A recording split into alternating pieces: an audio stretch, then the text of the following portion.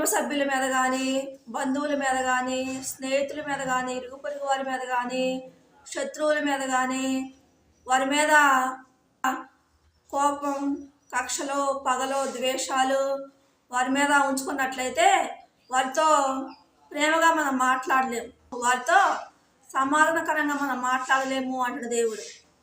మనలోని అహంకారం ఉన్నా కానీ, గర్వం ఉన్నా కానీ, పొగరున్నా కానీ, ఇతరులని హెచ్చరిహేళన చేసే మనసు, మనలోని ఓర్పు సహనం లేకపోతే, వినయ విధేయత లేకపోతే, దీన మనసు లేకపోతే, తగ్గించుకునే గుణం మనలో లేకపోతే, మన కుటుంబ సభ్యులతోని, బంధువులతోని, స్నేహితులతోని, ఇరుగు పొరుగు వారితోని, శత్రువులతోని సమాధానకరంగా మాట్లాడలేము. మన నోటి మాటల ద్వారా వారికి ప్రేమ, ఆప్యాయత రాగానే మనం పంచలేము అంటున్న దేవుడు.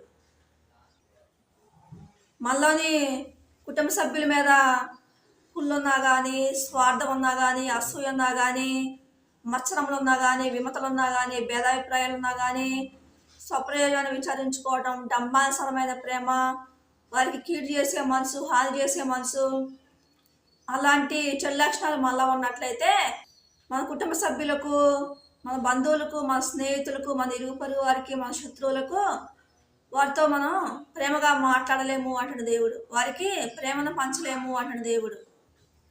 ఇతరుల మీద కోపం, కక్షలో, పగలో, ద్వేషాలు ఉన్నప్పుడు మన కుటుంబ సభ్యులతోని ప్రేమగా మాట్లాడలేము అంటున్న దేవుడు. వారితోని ప్రేమగా పలకరించలేము అంటున్న దేవుడు. వారికి మంచితనాన్ని పంచలేము అంటున్న దేవుడు.